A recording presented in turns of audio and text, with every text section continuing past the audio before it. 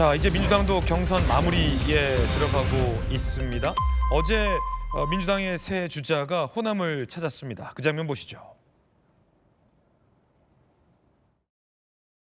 대한민국은 지방이 소외되고 있고 또 지방 소외 중에서도 이제 호남이 또 소외되고 있습니다. 더 많은 소외를 겪고 있는 전북에 더 많은 관심을 기울이도록 하겠습니다. 전망이 바뀌고는 있는데 역시나 가서 보면 여전히 호남은 지역적으로 발전해야 될 부분이 많구나, 여러 가지로 어려운 것이 많다라는 느낌을 바로 받습니다. 더 큰 민주당 만들고 정권 교체 이상의 교체를 하기 위해서 우리 호남의 당원 동료들이 바로 도와줬으면 좋겠습니다. 네, 민주당 경선 일정 한번 보시죠.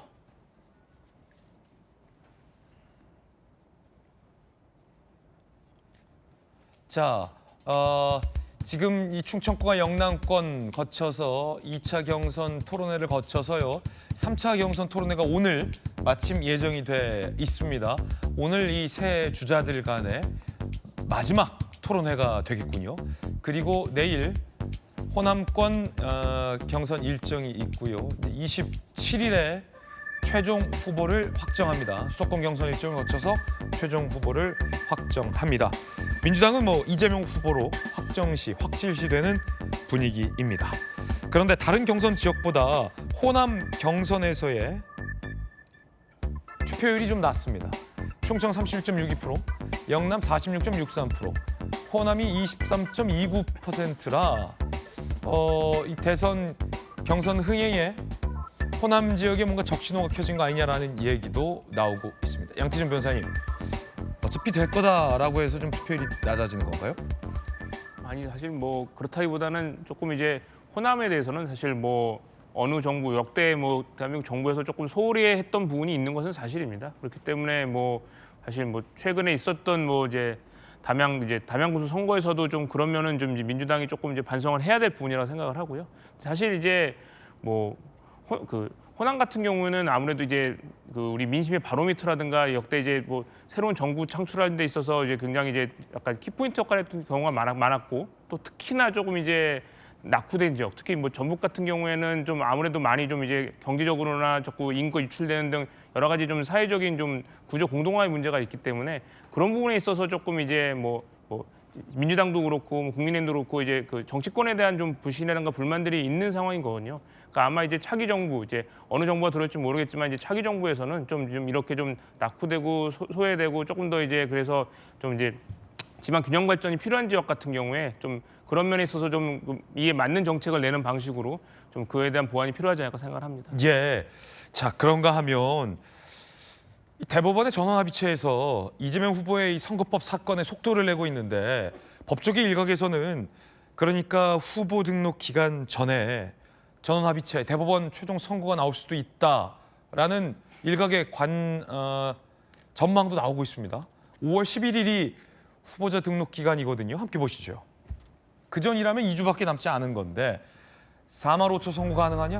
대선 후보 등록 기간 5월 10일에서 11일 전에 한 부장판사, 서울신문 기사, 대법원장이 필요하면 길 매일 열 수 있다. 빨리 진행하면 5월 초에도 선고 가능하다. 지금 이틀에 한 번 꼴로 열렸습니다. 그렇죠? 첫 길 열렸고 이틀 만에 지금 두 번째 심리 열렸고 본격적인 쟁점에 대해서 논의했다라는 취재들도 나오고 있습니다. 5월 10일 이전에 선고가 나오게 되면 그 내용에 따라 후보가 바뀔 수도 있다라는 정치권 일각의 얘기도 나오고 있고요. 자, 그렇다면 대법이 언제 추가 기일을 잡느냐가 관심 사안입니다. 대법 추가 기일 잡나? 대선 후보 등록 기간 전 선고를 위해서 추가 기일이 언제 잡히느냐가 관건이란 겁니다. 전압심리 3일간 2차례, 빨라요. 통상 한 달에 한 번인데 지금 사흘간 2번 열렸다는 거. 오늘 추가 기일 예고된다는 전망도 있어요. 이렇게 속도 내다간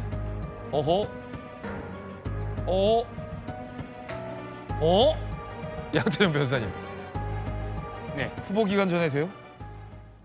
그러니까 사실 이제 대법원이 이제 조금 이례적으로 이렇게 좀 빠른 이제 심리를 진행하고 있는 건 사실입니다. 그래서 지금 근데 아마 우선 대법원에서는 이제 뭐 개인적인 의견입니다만 그 헌법 72조 해석에 있어서 그러니까 이제 그러니까 대통령으로 당선된 사람에 대해서는 이제 소추할 수 없다는 거는 결국 이제 재판 진행이 안 된다라고 내부적으로 좀 결론 내린 게 아닌가라는 생각이 듭니다. 그래서 그런 문제가 이제 계속 만약 이제 이재명 후보가 대통령 당선돼서 대통령실무에 됐을 경우에 계속 재판을 진행하는 것이 문제가 있다라고 어느 정도 대법원이 판단하지 않았나. 그래서 그런 조금 이제 논란의 여지를 없애기 위해서 최소한 뭐 이제 대선 전에는 이제 이 대법원 선고가 있을 것으로 좀 예상되는 의견이 있습니다.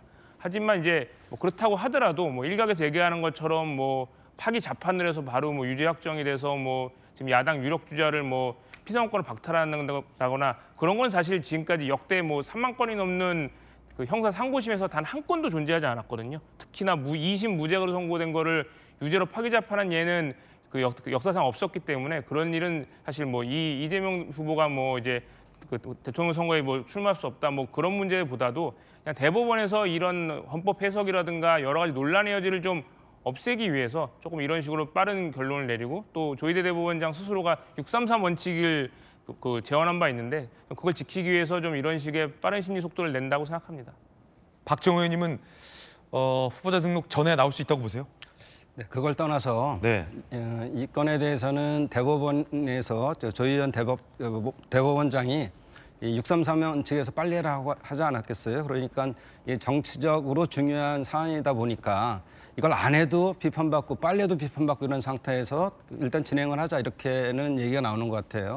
근데 이게 뒤집힐 가능성은 저는 없다고 개인적으로 보는데 그렇군요. 그걸 떠나서 이미 대선의 그 날짜가 정해져 있습니다. 그러면 이거는 결국은 국민에 대한 심판을 받아야 되는 게 맞아요. 그래서 대법원이 이렇게 빨리 진행할 것도 아니고. 대법원 손 떼라. 그렇죠. 이미 이제 다 대선이 결정됐는데 그 영향을 미치려고 하면 안 됩니다. 국민한테 맡겨야 됩니다. 자, 주진우 의원님. 네. 방송 시간이 한 30초 남았습니다. 네. 파기 재판 가능성도 있는 겁니까? 네, 이 부분은 사실은 대법원이 원칙을 지키려고 하는 모습이에요. 이게 원래는 1년이면 끝났고 확정까지 끝났어야 되는 재판인데 이재명 후보가 지연을 하다 보니까 지금 이런 상황에 맞닥뜨리게 된 것이고요.